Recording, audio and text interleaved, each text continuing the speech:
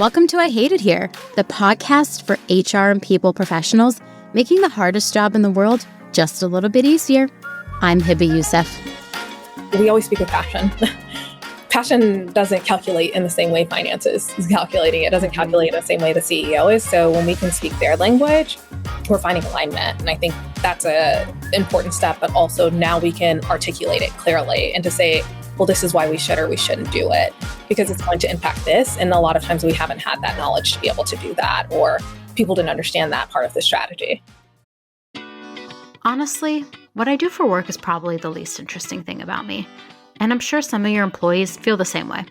There's so much more to your employees than just their job titles or what they do day to day.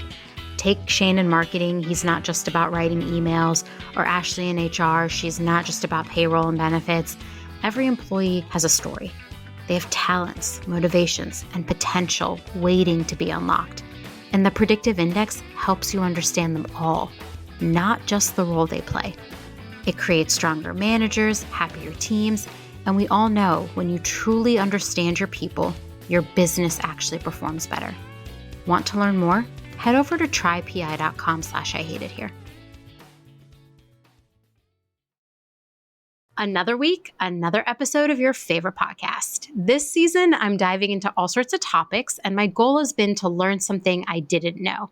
So today, I'm diving into the elusive concept of being strategic. How many times have you heard the phrase uttered, "I wish they were more strategic," or "I wish I was more strategic"? What does that actually mean? And why does it always feel like a moving target depending on who you're talking to? Even in HR, it seems like we misunderstand what strategic HR leadership even looks like. So I am unpacking all of this today. We're going to talk about the myths and misconceptions and why strategic has become such a buzzword. And joining me today is my friend Morgan Williams. Morgan is the CEO and founder of Peak HR. She has extensive experience in employee lifecycle development, promoting corporate diversity, and designing people operation strategies for small and large corporations within a variety of industries. A few of her career highlights include carrying out a 20K plus layoff and reduction in force, furloughing 400 plus employees, and reopening retail stores at Macy's, Casper, and Topshop.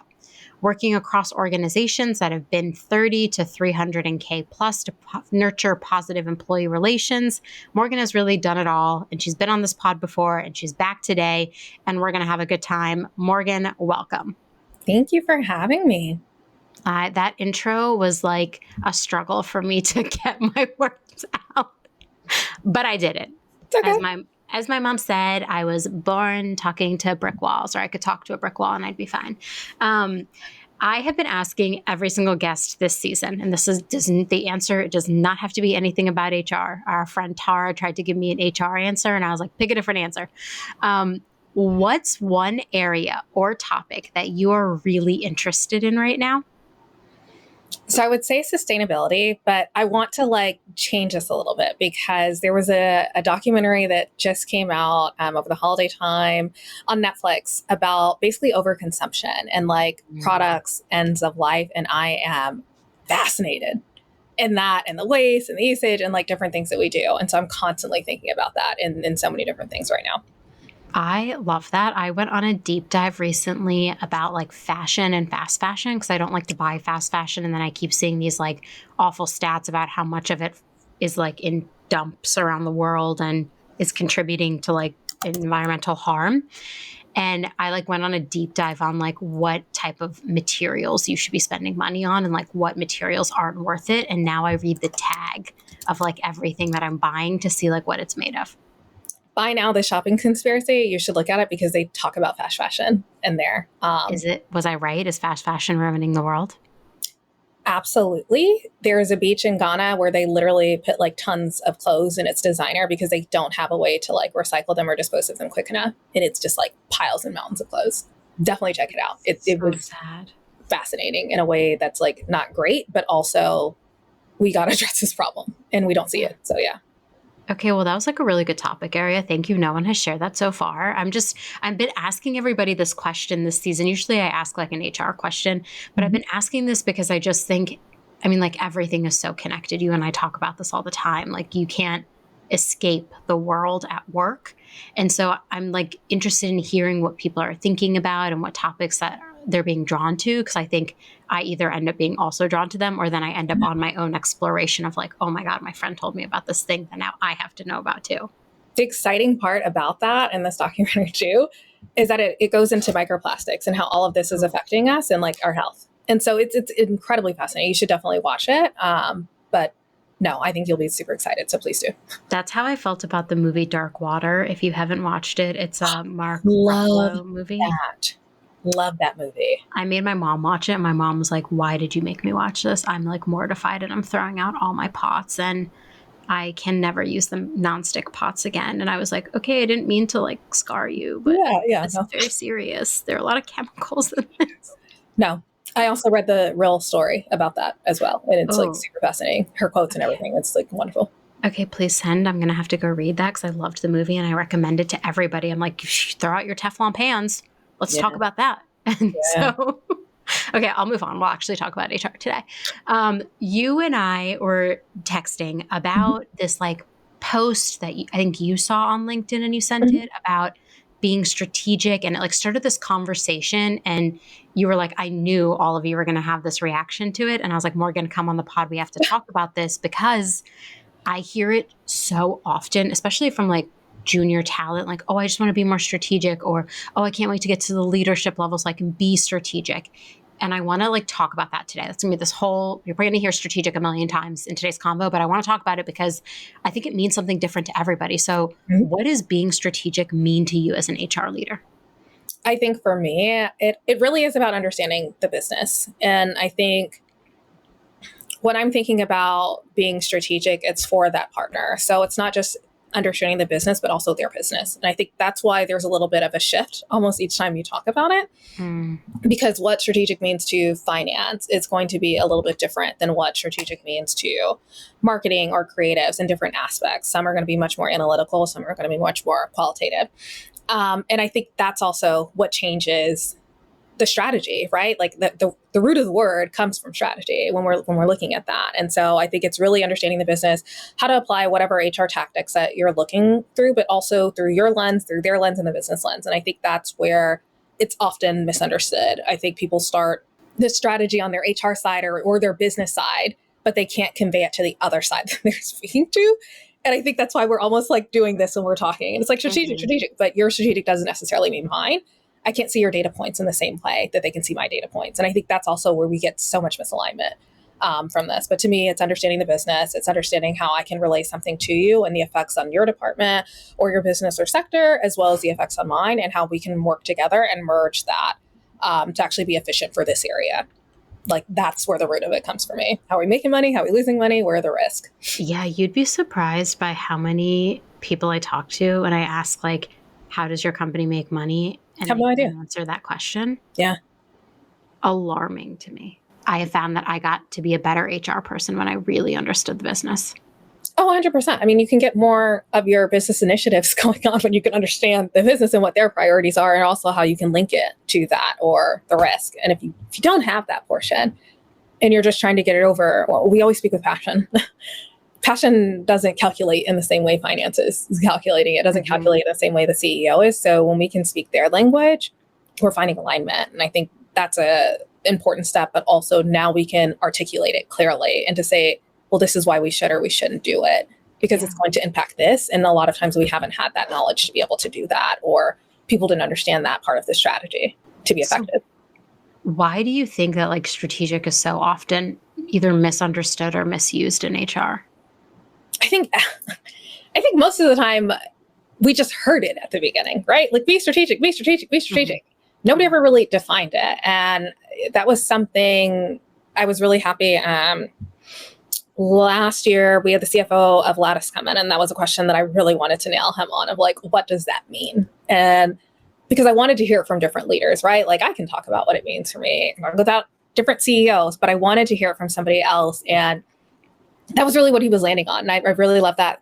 Shout out to Gabe. But it was really great in the way of really understanding that. And so many people, just even from the cohort, were like, wow, like finally I have a name on it, or like I understand it. I think we say the word, but we don't often define it. And when you don't define something, that's where assumptions come into play, or I think you want me to be strategic about my HR function, not about the business. Like, they just throw the word out there, be strategic. Well, about what?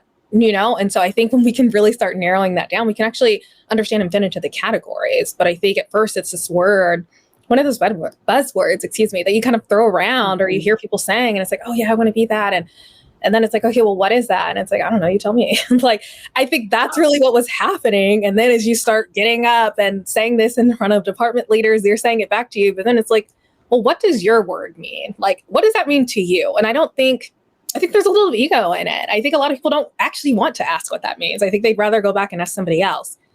But what they're forgetting is we may be in different business units, and that may mean something very different to them. And so I just find it fascinating, which is why I say, hey, look for understanding and ask questions, because we don't know until we start trying to define it with each other, exactly what that means to somebody else.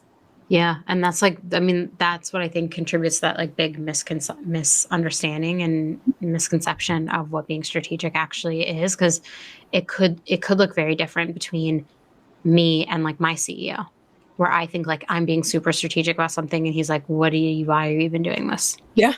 And I think like that alignment is also like back to what you said about really understanding the business.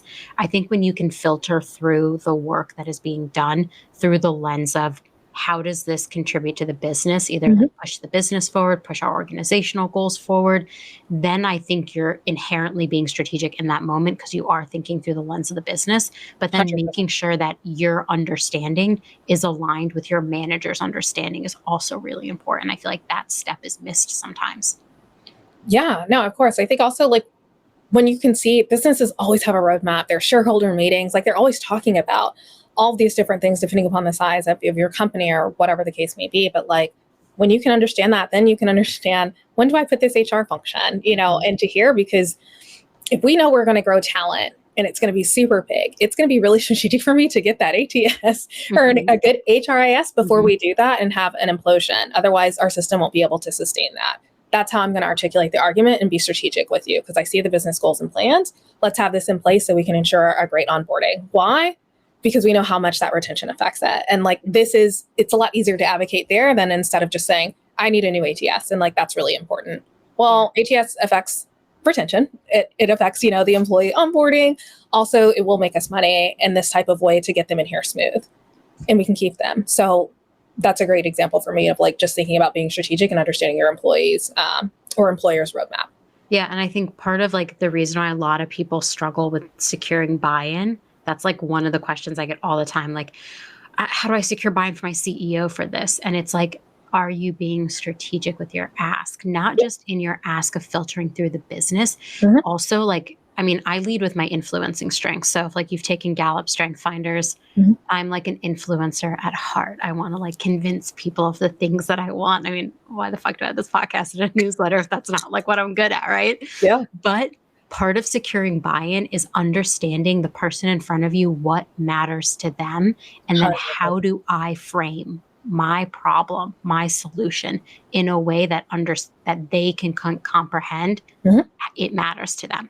What's in it for me. And so I think like that's part of being strategic too. It's not just understanding the business. It's like knowing the right moment at which to position yourself and the audience in front of you. I always describe it as like a chess game.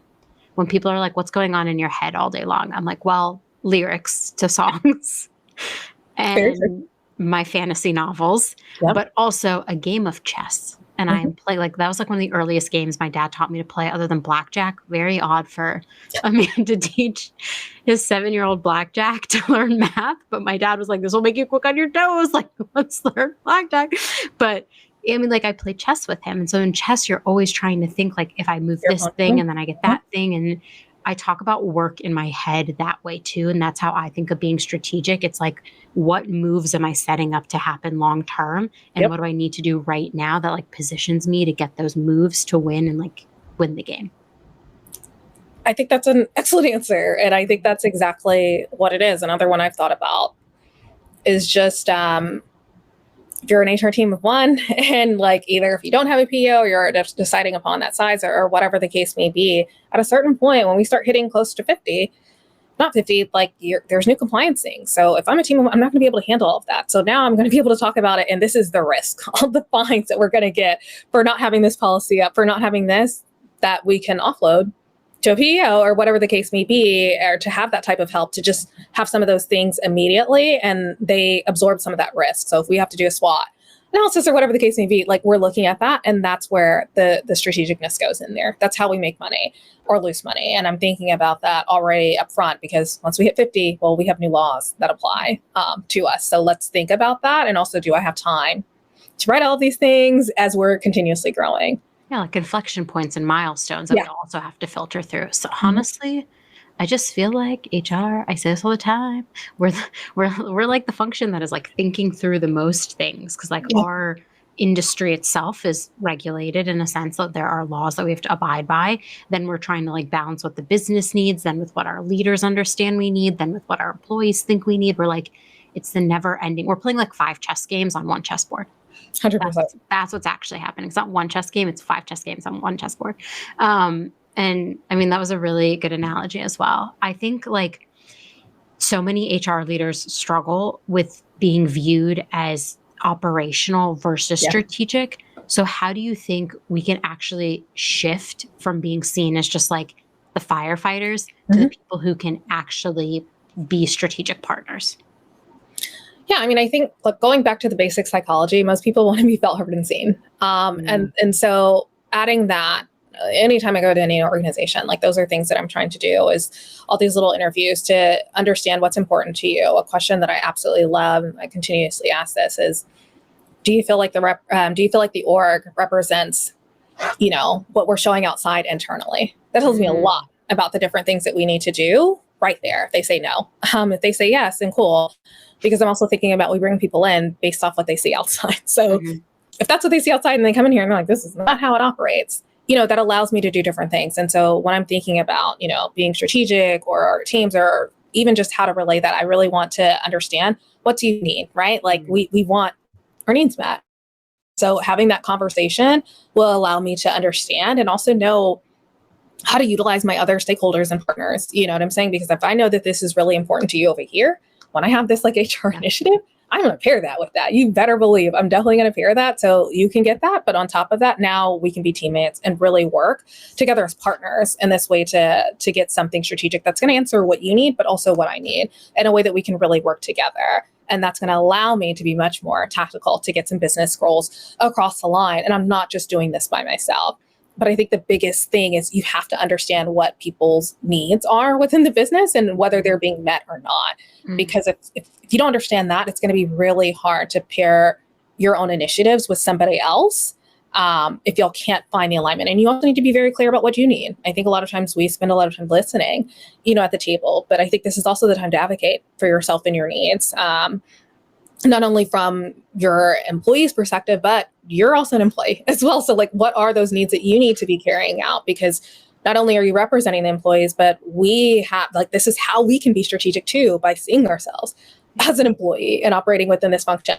We can really tell from both sides of the picture in a way that really nobody else in an organization can. And so I think it's really important to understand that portion, but without understanding what other people's desires, motivations, or the things they want, it's going to be very hard to align any type of initiative to get across the line. Yeah. As you were saying that, I was just like really thinking to myself, like when I find myself doing tactical things and I'm doing the same tactical thing over and over again, I'm like, I always stop myself like the third time I do it. And I'm like, this is something I can solve. This is now something that I can build a strategy around so that I'm not doing this same tactical thing over and over and over again. And that in itself is being strategic.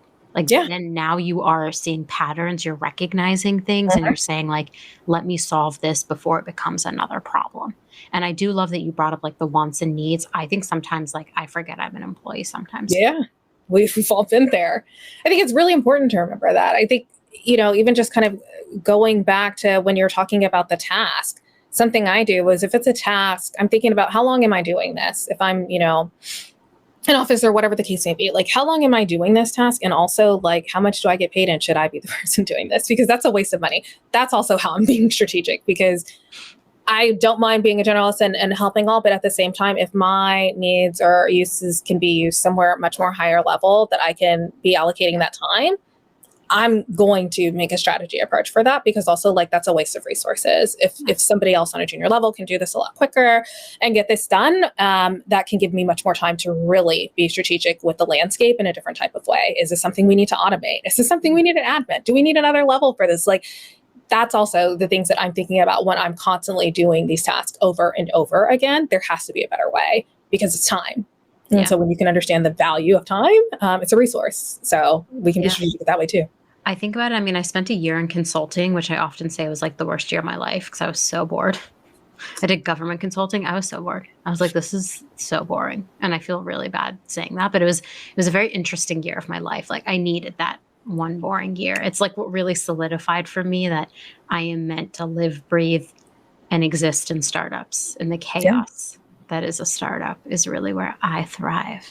But I was so bored that year, but it made me, after that year, I started thinking about billable hours all the time. And so like, I'm thinking like if I'm spending, you're right, like when it's all hands on deck at a startup, there's no task too small for me. There are things that I still do that like someone would be like, why at your level do you do that? And I'm like, sometimes I have to do it. Like that's normal. I have very low ego about that. But if then the majority of my work becomes those tasks that I don't think are going to impact the organization as much as someone at my level should be impacting the organization, that's when I really start looking at, is this something I can delegate? Is this something that needs to be on my plate? Who should be handling this? And that you're right, is like strategic, because time is money. 100%. And like we are also a resource, and I don't want me to be spending my time on tasks that potentially aren't going to contribute or have a big impact on the organization. Totally agree with you. It's like really hard to be like, I don't want to do that task anymore, because I've like tried to be like so low ego about it. I'm like, no, I'll just do it. You don't have to say you don't want to do the task anymore. Use the marketing rates. You know what I'm saying? Like I use the rates. Like this is what you pay me. This is how long it takes. And this is what it is. I'll never forget. I had somebody who's the chief of staff. I had to go on vacation one day, and it was a task that needed to be done.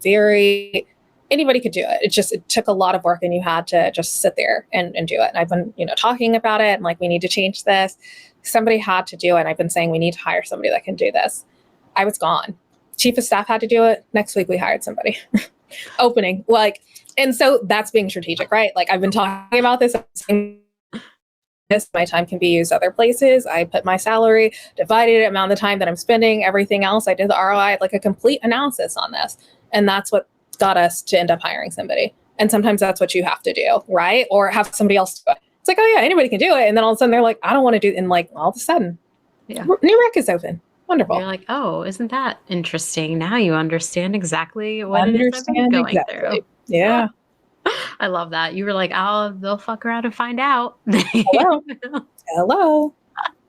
And they did. I'm dead. Okay. I want to go back to a second about, like you said in the very beginning when we were defining being strategic and understanding the business, like I want to hone in on that for a second, because I do think a lot of HR people struggle with this. So like, why do you think that is?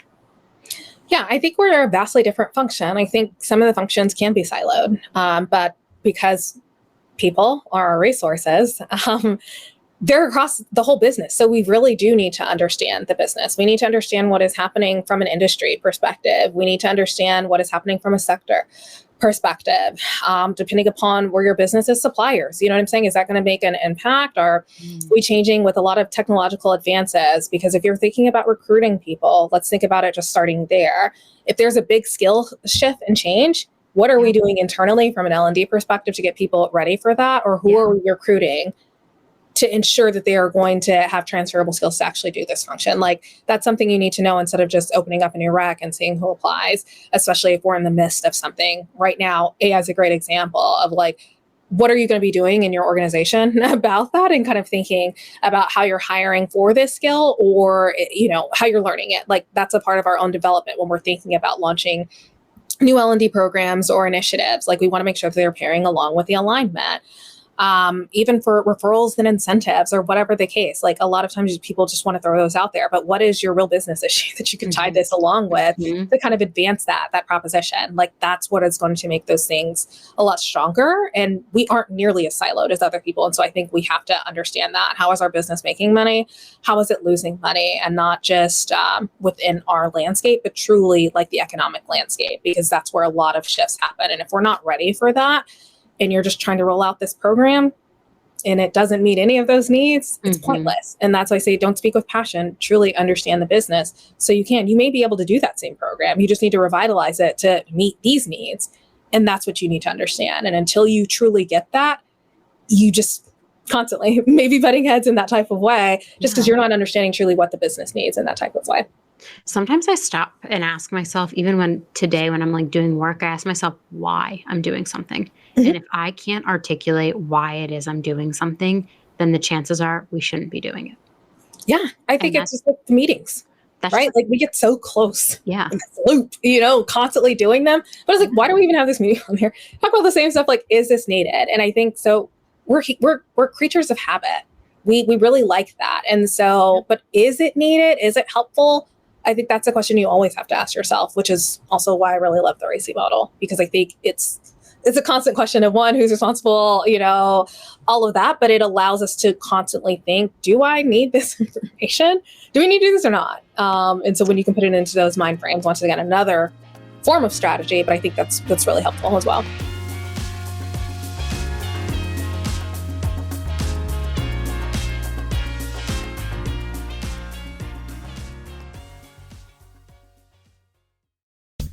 A job title doesn't define who someone is. There's so much more to someone's story than what they do for work. In fact, I often say what I do for work is probably the least interesting thing about me. And I bet some of your employees may feel the same. Jamie in IT, she's not just about fixing tickets. And Mike in sales, he's more than hitting quotas. Every employee has a story. Every employee has talents, motivations, and potential waiting to be unlocked. And that's where the predictive index comes in. PI helps you understand the whole person, creating stronger managers and happier teams. And we all know when you truly understand your people, your business can actually perform better. Check out trypi.com/IHateIt here to learn more.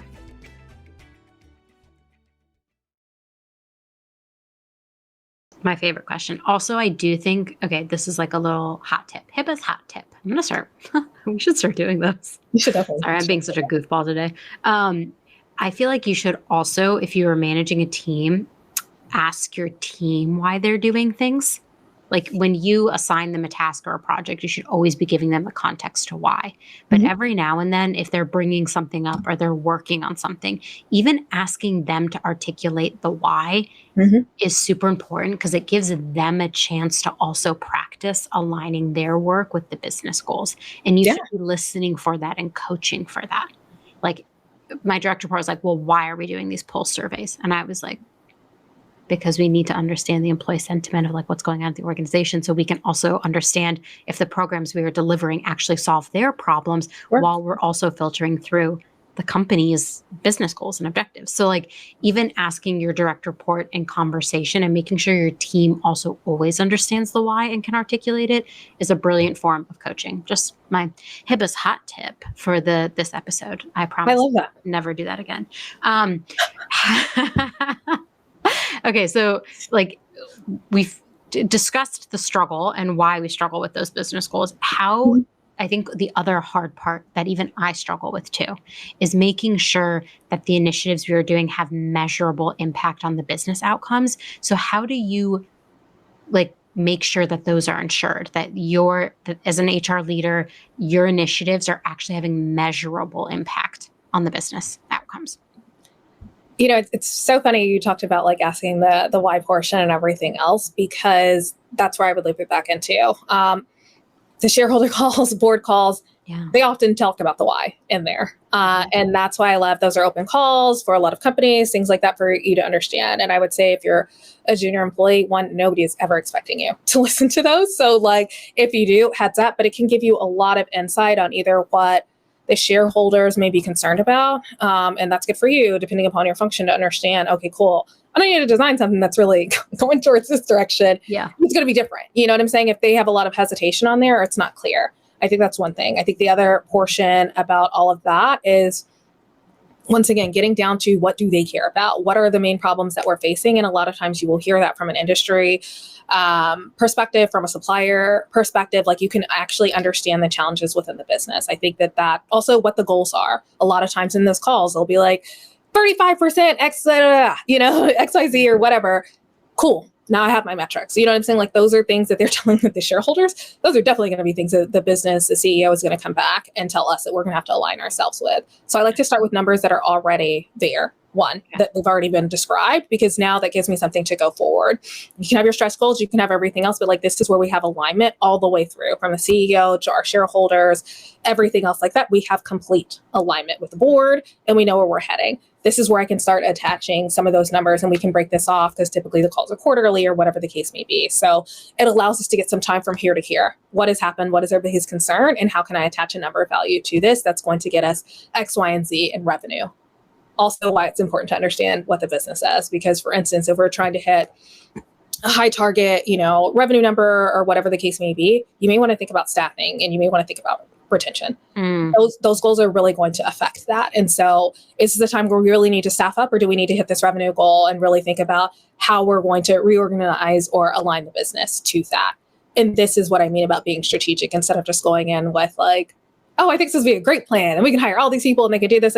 That's going to actually diminish the real goal of the business, which is to hit that revenue target, because you are constantly bringing in these other people, which is headcount, which is a top line item in the finance. And this is why I'm saying it's really important to understand and align it through there, and to understand what are your KPIs. And then this way you can backdate to say, okay, here, by this date, we need to get here. But each week we can kind of understand from a measurable aspect, what is the ROI in this? What is our KPIs? Like all of these things that are going to allow us to see, are we meeting where we need to be? And if we're not, we can see that very quickly. So let's talk about iterating. Let's talk about pivoting and what that looks like, and how we can continuously revise our strategy within the business and see how the business is taking it. And to me, that's where we get that parallel and just like that perfect alignment to me, because now we're working together in its stride. Yeah. I sometimes say that like a lot of our work in HR is like sometimes felt before it's actually seen, but that doesn't mean that it can't have a measurable outcome. And so I love that you brought like, we're trying to reach this goal. Like, okay, maybe think about staffing. Okay, maybe think about, I need to hire X amount of people, which yes, will create more burn, because hiring more people increases your burn, but also then potentially might get you closer to that goal. So like, I just think this thought of, I have to remind myself sometimes that like the employees will feel it before we see it sometimes, which is fine, but there's still a measurable outcome to the work that we are doing. I don't just like show up and I'm here for the vibes. I show up so that like we can actually do things. I mean, I show up to this podcast for the vibes, to be very clear, but for work, I don't do that. So I think like, I love that you call that out, and it really is like thinking about the business and what is the actual impact going to be. For HR people who want to be more strategic, what do you think the most important skills that they need to have are? Get familiar with churn, burn. Like there's some finance terms, you know what I'm saying? That you really, no, seriously, that's a really great one. But I think it's really important to get familiar with some of those terms, because even if you do show up to these board meetings, they're going to be throwing those terms around. So if you don't understand what they mean, one, write them down and then look them up, because that's going to enable you to have a better conversation. Also, it's a great time to like chat with your CFO to build that type of partnership. Remember, most people want to tell you about what they do. And so they're going to love it. But like, this is a way for you to also bridge this, like, I'm trying to get a relationship with you and learn from you. And most people do want to tell you. I mean, think about HR. I can talk about it like nonstop. But it's one of those things, like we like to talk about the things that we do in this way. And so you can get a partnership, but also this is somebody that can teach you. And honestly, this can later become your advocate and a real stakeholder and align you with the goals of the business in a way that you need to. And so like, you can have a strategic approach to even building your relationships to get your goals across the table is what I would say. Like there's just so many different ways we can use that word, but understand there's going to be some financial terms that you're going to just have to swallow and understand, because without those, you won't understand, your business can be doing great, but if it's burning off cash, it's not great. That's just floating. You know what I'm saying? And so it's important for you to understand that, because should an industry shift or something hard pivot come around, you're likely going to have to do layoffs. And it's really important for you to understand, some of those things that happen within that like mini conundrum, because it allows you once again to be more strategic. The word of the day.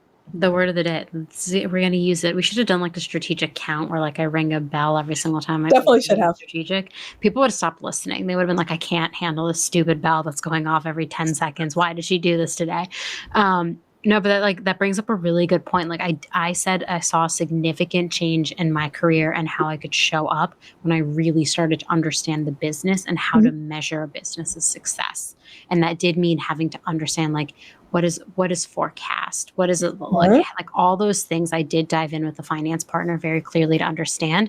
And I do also think that when you are tightly aligned with your finance partner, you can actually do better HR work because you are understanding what is actually driving the business. Like money makes this world go round. Ain't nobody just running a business to not make money. On top of that, finance has so many different similarities to our group. Like, and I think people, we butt heads, so to speak, from an organization, standpoint, but like they actually are in the same boat as where they're accountable to the finances over a lot of stuff that they can't control. Yep. You know what I'm saying? And they're looking at this and they're making ideas and plans. And so like there actually is a lot of harmony within there that we can tap in of, trying to enable a better working environment. But I think also like having that connection truly can get you across the line. Yeah, that's such a good point. So skills, like really understanding the business, maybe learning the key terms and finances, how the business is being measured for success. I think there's one skill that I don't call out a lot, but I think is super important. And you've mentioned it a few times. It's like understanding your industry is also a skill that I think like you should know who your biggest competitors are 100%. And you should know what your standing is in the industry that you work in. Because I think that also shapes a lot of like, what is the business trying to do? How do I go out and get talent? How do I retain these people? Where are my people going? Like all of that comes into play. And I don't know, like we used to call it competitive intelligence where like you would know about. I just think more HR people could really understand that about their business too. And I think that goes into certain fields. You know what I mean? I know I worked in the tech field. So like that was really heavy into there. Like you want to know like, consulting, very heavy into there too. Like, where are they going? What's happening? What are the different pivots? And also these CEOs are looking at their competitors and what they're doing. So if they're doing something, you may do something very counter or similar. It's important to really understand that. And that gives you that contextual why that you were kind of talking about before as well. Yeah. Okay, cool. I want to spend some time talking about, so like we've defined what being strategic is. We've talked about the business impact. I feel like we've given a lot of hot tips. I want to talk a bit about challenges because I feel like we face a lot of them. We do. And sometimes I want to pull my hair out some days. And I want to talk a little bit about that. Like what barriers do you see HR leaders facing when they're trying to implement strategic initiatives? I think honestly, a part of it is just about being humble. Like you're not going to know everything and that's okay. And I think sometimes, especially being a team of one, or if people feel like they're potentially outsmarted, like lean into that. You can be vulnerable and you can learn from these people, but trying to act like you know everything is never going to be helpful. And so because you're never going to know everything. There's different teams that are working on this for a certain reason. And so leaning into that curiosity and understanding will definitely be super helpful. I think also understanding a no may just mean not right now. I think so many people get beat up over this. And I think that really people may want to do things, but you have to understand that markets, certain things happen within the market and you need to get, this certain number or your shareholder price, or there's so many different things that are happening in the background, which is why it's so important to understand the business. But that may just be why. And we can launch this under this time, or we just IPO'd. We have a lot of attention on us. We cannot do that right now. Like there's going to be certain reasons for some things and not everybody's going to explain it. You can ask for an explanation though. And that's where I would challenge you. But just a no is not always a no forever. Think about when we look at HR systems, it's usually not when you need it right then. It's usually for later. And so like think about it in the same type of way with that approach for your work. That used to beat me up a lot, actually. Like when I would get a no, I'd be like, oh my God, they're ruining my life. Like nothing is going to, I'm never going to be able to be the leader I want to be. And honestly, I gave that up in 2024. I was like, yeah, okay, no, that's your choice. Your prerogative. What am I going to do? Can't change that. It is what it is. I mean, like the other thing I think is super important, another barrier maybe is like, You ever heard that saying like right time, no, right Right guy, time, wrong wrong place. time? Am I fucking this? I was saying right time, wrong place. That one. I don't know why I went straight for the romance of it all. You be in the novels. It's okay. Yeah, I read a lot of novels. You got to know the right time to do some of this stuff, like exactly what you said, like a no. But I also think something I do, and this is just me, I'm not going to make a broad generalization about HR. I get really excited about something that I want to do. And I'm like, I'm convinced myself that this is the right path forward. This is how we go into the future. Yeah. And then I'm slapped back down to reality when I realize that it is the wrong time for the thing that I want to do. And if you don't understand it's the wrong time, ask like, okay, so what would we need to get it there? That way all that work, it's still saved. You know to launch it later, but also it gives you KPI to hold them accountable to. If we need this or this type of revenue or this type of, burn rate reduce, whatever it is, please believe I'm coming back to you as soon as we hit that number to be like, okay, so now that we have this, remember when you agreed to that, like these are also ways that you could start getting those soft commitments and all the things. So like use all of your tips and tools in the best way that you can. But remember, you can always ask like for the reason, what is it? What does a good time look like? Yeah. Don't just take the no, because you need to know when you can come back to this. And that's a part of you understanding the business.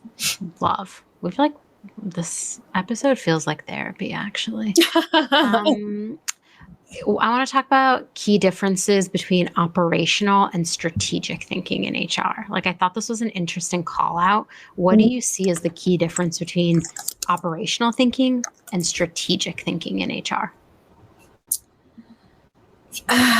When I'm thinking about operational, personally for me, I am much more thinking about tech stacks. I am much more thinking about compatibility, APIs, connection, like the flow. You know what I'm saying? Like the streamlining, is it going to be as smooth in that way? In strategic thinking, I'm not thinking systems at all. I'm thinking of all the interconnected departments that we're going to be having. Who are the stakeholders? Like basically, I'm putting on my project manager hat and like really thinking, okay, like what is the sprint? Who are my key stakeholders? What do we need to meet? And like, it's a whole other different type. I expect the SMEs, i.e. the stakeholders, to have their operational thinking in there. I'm bringing you to the table with that so I can use that along when we can build a great cohesive strategy. Yeah. I don't need to know all of those systems, and I don't expect me to, because I'm not going to be interacting in them. But I do expect those stakeholders to kind of come with that so we can build a well-formed strategy over the things that I don't know. Yeah. I like to sometimes think of operational thinking as like short term, like it's going to be the thing that needs to get fixed quickly. And my strategic thinking is going to be like the thing that's going to take one or more, like 3 or more chess moves to bring it back to chess. By the way, I'm like a terrible chess player. If anyone was really wondering, like, is this a thing I do for fun? No, I'm really bad at it, but I like the analogy and I love the game. And I read a whole Ali Hazelwood book about chess and was like, I'm obsessed with this as a competitive sport. But anyways, that's sometimes how I like to think about it, is like I'm for operational things. I'm like really thinking short term, quick solutions, and like strategic. I'm more like, what are these long-term goals, visions, direction that I'm trying to take this in? And that's how I see the real difference. Like, and those being strong in both, I think, is crucial for an HR leader. But those are almost like two different sides of your brain, even though someone is going to listen to this and be like, no, they're not HIPAA. I mean, I'm not saying literally, but like, you know how it's like, there's the execution and there's the strategy. If you were to ask me, where are you better? I would actually tell you, like, I'm better on strategy. I can be an executor, but I'm way better when I spend time thinking, what's the long-term plan? How do I map this out? How many months do I have to do this? I mean, I also have worked in startups so many times that like I have to be good at execution. But I do think it's like two sides of a whole, and like you have to be good at both. Yeah, no, totally agree on that. And when people are like, oh, but you'll just like get to the C-suite and you'll never have to execute work again. I'm like, where is the reality? Because I haven't seen that anywhere. It's not the reality. No, do not believe it anywhere. Like that's no. So we talked about advocating for buy-in, but I want to talk about like maybe advocating for resources for your strategic plan. So like a strategic plan might be like months in the future. You might be doing work over like 6 to 12 months. How can HR leaders advocate for the resources they need to actually execute on their strategic plans. I love this. I really take a holistic approach on this. I'm pulling those pulse surveys. I am pulling the engagement surveys. I am pulling what we said that we were going to commit to. I am looking at our mission, vision, values. I am thinking about the things that are most important. And I'm really trying to combine all of those into something. One, it's really hard. I love pushing this with CEOs, but it's really hard to get them to say no when it aligns with the mission, vision, values. Like one. So I will use that to death. Because it's like, that's the way we get people in, and we say we care about this so much, we should have more programming that aligns with this and speaks to that. If not, we're not doing our part. So that helps me.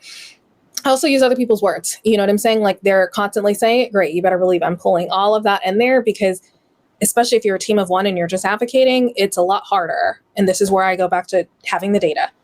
Pull that data, get it to substantiate your needs. Also, I'm going to align it with what I've heard from, the stakeholders, the business, or whatever the case, that the area that we're moving into, and why this is now. This is the time that we needed to be doing this, or whatever the case may be.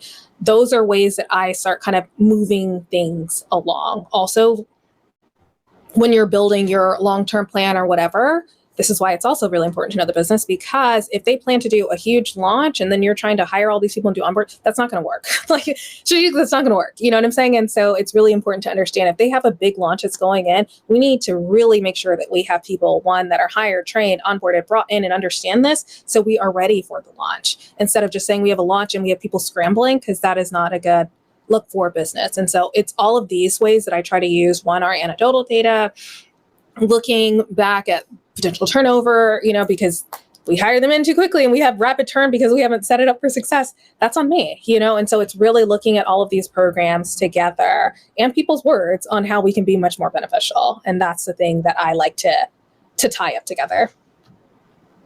I love the show me the data.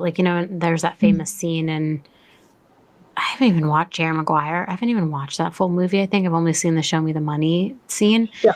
But every time I think of that, I always think show me the data, and that the data tells a story. If you can, 100%. And I've talked about storytelling so often on this podcast, if you can find a way to have the data tell your story, you can make the ask for resources and you can get the buy-in. I have never seen anybody get buy-in without data. Yep.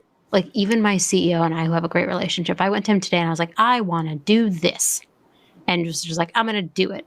And I didn't tell him why I was doing it, what data I had about it, why it was important. He would just look at me and be like, what?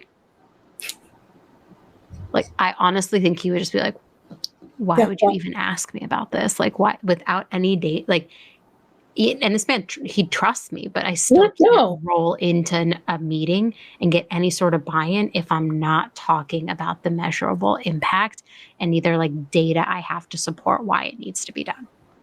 And there's so much data, even if your company doesn't have it. If you need turnover data, you can easily go get that and to see. If you need onboarding data, there's just so many different tools out there. So even if you don't have the best systems in a startup or whatever the case may be, there's so many different things and people that you can talk to that are going to help you build that data and documentation that you need to kind of get some of these projects rolling. And so I think that's also, remember who's in your community, and this is a great time also, talk with the CFO, understand their finances, understand how the business is doing and what's going on, because that will let you know, do you think they're going to invest, $20,000 into something if they're flat right now? Probably not. And this is a great opportunity to understand that and to increase the business so you can get, whatever initiative you're trying to roll across. Yeah. I want to end with just a risk. And I always talk about a little bit of risk, and then we'll talk advice at the end. But what are some of the risks potentially of focusing too much on strategy at the expense of the day-to-day operations? Yeah, I think the risk is, look, you're when you're dealing with strategy, you're much more dealing with the C-suite, potentially VP, depending upon, the size of your company. But your employees are not going to care about that strategy as much. They care about their day-to-day functions. They don't care if you're going to make it better in the long term or whatever. They care about what now, right now. Yeah. So you have to be able to, one, look forward, but also be present. And that can be that duality can be really tough, especially if a change is coming. I think it's also really good. Don't overpromise and underdeliver. Be really clear about that. Most of the time I know something is coming, but I'm not talking about it yet. So I know everything is good on there and we're signed and everything else like that. So I think you need to be able to also like empathetically speak to people and address some of their day-to-day needs while you're still looking at the bigger picture and how some of these things are going to function to make it better. You may see that. Remember, they don't have the same access to tools and data that you do. So that may be vastly different for them. Yeah, that's a good point. Like the day-to-day of the employee is so important. And don't forget, you're an employee. Mm-hmm. You can build a plan 6 months ahead, but if you're not talking to them every day almost or telling them how it's going to impact their day, they're tuning you out. Yep. Ain't no one listening. Like, that's just how it is. Okay. I always love to end with an advice piece. So what advice would you give to HR professionals who feel stuck in a reactive or transactional role and do really want to be more strategic? Do some homework. And the homework that I would first ask you, who are your competitors? Like, I want you to understand that. If you don't even fully understand your industry and your sector, definitely do that. How is the sector doing? Because your company's going to be falling within there as well. So that can give you some forward frame thinking. I would also say to figure out, if your company does have open board calls or whatever the case may be, how can you listen into those? Because that can give you some insight. And especially if you're a junior employee, nobody's expecting you to listen to that. Mm-hmm. So if you can show that you've been listening to that shows me that you're curious, you're eager. I want to pour into you because those are the minds that I love to work with. Get a mentor, CFO mentor, whatever the case may be, ask them questions. People love talking about things they do. So get into that space. This can also give you a chance if you have things that you want to talk about with them, let them talk first, understand everything else, but then later you'll get your turn because after people have talked a lot about themselves, usually they turn it over. So allow them to do all of that because now y'all can start building a bridge, for a relationship. And then I would say, lastly, truly understand, get your financial terms, what's your EBITDA, what's your burn rate, like different things that you can understand from a business perspective. Some of those things you can see from Forbes or, different business lists, or even like some of these old school funding. Like you're on a startup, see how much your business has been funded. Seed rounds, all of those rounds are announced, so you can really understand once you get that money to you, it's a great time to start rolling in your initiatives, but you need to understand what is the cutoff for your fundraising if you're doing that, because that can understand or allow you to understand when I can be more impactful. But I think it's a myriad of tips. There's the relationship portion, there's understanding your business portion, and then where do you fall within all of that? But I think it's a couple of things, first within there. I love that. That was brilliant advice. The only thing I'll add, and I think I said this earlier in the episode, is look at the work you are doing over and over again. If you are repeating the same work over and over again, stop and ask yourself, how can I handle this preemptively so that I'm not doing the same repetitive work over and over again? There's a chance for you to build a policy, a process for you to think strategically. That's like one small thing I like to tell people. Anyways, Morgan, thank you for spending this hour with me talking about what it means to be strategic. I think we said strategic at least 90 times this episode. I'm okay with it. Please tell your content team to add the number at the top. I'm not mad. I should actually make them listen to that. Can y'all count the number of times Morgan and I said strategic? Morgan, how can people get in touch with you? I always say everyone's on LinkedIn, but how can people get in touch with you, Morgan? No, I definitely am on LinkedIn. That is the best spot to find me. If you've listened to the episode, please just let me know in the comments. I will definitely accept you a lot faster. But I love engaging with people and like to hear their thoughts on that. So Morgan Williams, you can find me there, or peakhrlearning.com, which is a cohort that I run. So yeah. Woohoo! Okay, well, thank you so much for spending an hour of your very precious time with me, Morgan. I appreciate you so much. And if you like this podcast, I never say this, but maybe you should like it or comment that you like it. I never know what to say here. Hey, comment, tag, tell a friend. Tell a friend. Actually forward it to you, passive aggressively forward it to your boss. I love doing stuff like that. Just kidding. I'm not reinforcing that. Anyways, thanks for spending time with me today. Thanks for tuning in. Keep up with all the latest HR resources by subscribing on Apple, Spotify, Google, or wherever you listen. And if you love I Hate It Here, tell an HR friend. I'll see you next time.